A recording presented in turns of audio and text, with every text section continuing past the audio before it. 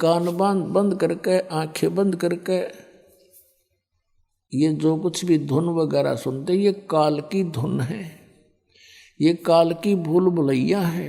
इस काल भगवान ने प्रत्येक ब्रह्मांड के अंदर एक ब्रह्मलोक बना रखा है जिसको महास्वर्ग कहते हैं, और उसके अंदर बहुत बड़ी रचनाएं कर रखी हैं। वहाँ के रहने वालों को भी उस पूरे ब्रह्मलोक की जानकारी नहीं हो पाती।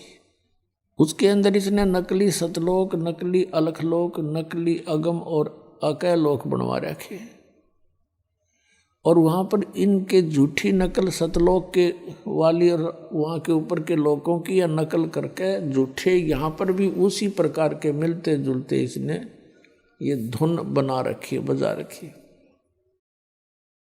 इस शरीर के अंदर हम जो कुछ भी सुनते हैं ये सब काल की धुन है, और इन धुनों को सुनकर हम काल के जाल में ही रह जाते हैं। ये जो 5 नाम देते हैं राधा स्वामी पंथ वाले, जय गुरुदेव पंथ वाले, और एक भिवानी में ताराचंद पंथ है, शिवदयाल जी के विचारों से वही आगरा से निकला है।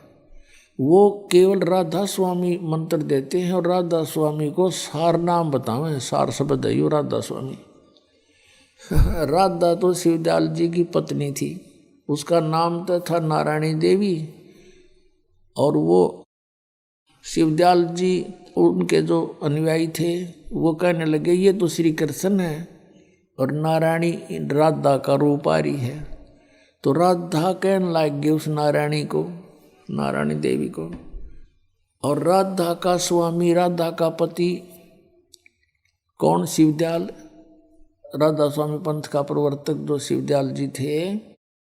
जब राधा स्वामी का अर्थ है शिवदयाल, जैसे भगवान शंकर की पत्नी उमा जी हैं, और कई बार कहते हैं उमा स्वामी से जब देवता मिले, उमा स्वामी कौन? उमा का पति। उमा का पति मीन्स भगवान शंकर से मिले देवता, तो उमा स्वामी का अर्थ अंडरस्टूड है शिव जी। राधा स्वामी का अर्थ है सीधा शिवदयाल। तो ये ताराचंद वाला ग्रुप जनोद भिवानी में हरियाणा का, वो कहता मैंने सबसे बढ़िया खोज करके मंत्र दे रखा है, राधा स्वामी सार शब्द है, इसका जाप करो।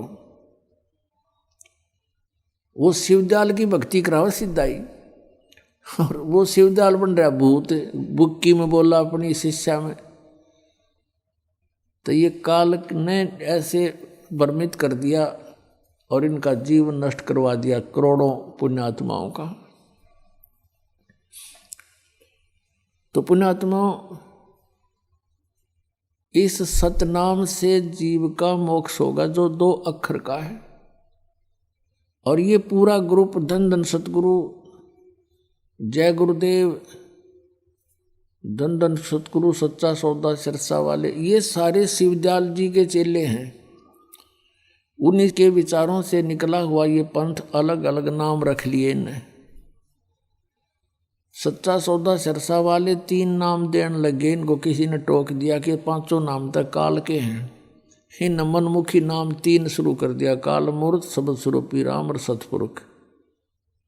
ये तो ऐसा है जैसे जल पानी नीर, जल पानी नीर, जल कहो, पानी कहो, नीर कहो, वाटर कहो।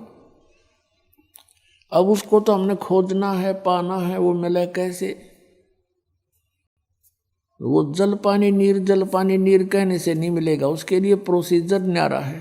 हैंड पंप लगाने के लिए उस जल पानी नीर से अलग इंस्ट्रूमेंट हैं जिनसे वो जल मिलेगा, पानी मिलेगा, नीर मिलेगा। तो अकाल मूर्त कहो, चाहे उसे शब्द स्वरूपी राम कहो, चाहे सतपुरुष कहो, ये उस परम अक्षर ब्रह्म परमात्मा की कबीर देव जी के उपमा है। अकाल मूर्त का अर्थ है जिस मूर्ति का काल ना हो, साकार परमात्मा का। सत्यपुरुष अविनाशी परमात्मा, अकाल मूर्त का अर्थ भी अविनाशी परमात्मा। शब्द स्वरूपी राम का अर्थ भी अविनाशी परमात्मा, शब्द खंड नहीं होता, तो वो अविनाशी रूप परमात्मा। सतपुरुष कहो चाहे अकाल मूर्त कहो, चाहे शब्द स्वरूपी राम कहो, ये तो एक का बहुत है। जल पानी नीर कहना तो मूर्खता है उसको। कोई कहे मैं जल पानी नीर लेने जाता हूँ, जल पानी नीर, ये कोई बात हुई? समझदार आदमी कभी बोलेगा ऐसे? कोई कहेगा जल लेने जा रहा हूँ भाई, बात इतनी काफ़ी है। तो ये बालकों कैसे विचार हैं इन लोगों के, और ये बन बैठे संत और महंत दुनिया को बर्बाद कर डाला, इन्होंने नाश कर दिया जीवन। पुण्यात्माओं, आपके कोई 1-2 लाख रुपये बर्बाद करवा दे, ना लेकर देवे, और तो कोई बात नहीं, उसमें भी टाइम पास हो सका, आदमी टोटे में काम चला ले। और जिसने मनुष्य जीवन बर्बाद कर दिया, इसकी कीमत नहीं। एक श्वास की कीमत मनुष्य जीवन की। परमात्मा कहते हैं, कहता हूं कई जात हूं और कहूं बजा कर ढोल, श्वास जो खाली जात है, ये 3 लोग का मोल। बताओ, एक श्वास की कीमत, श्वास वो श्वास की 3 लोग। और परमात्मा ने जब इसके साथ सिमरण करें तो इसकी कीमत है बहुत घनी। सतनाम जोड़कर स्मरण करें तो इसकी कीमत का अंत है नहीं, कितनी वैल्यू है इसकी। तो ऐसे बर्बाद करवा दिया न हमारा मनुष्य जीवन, तो ये खामियाना कभी नहीं पूरा हो सकता।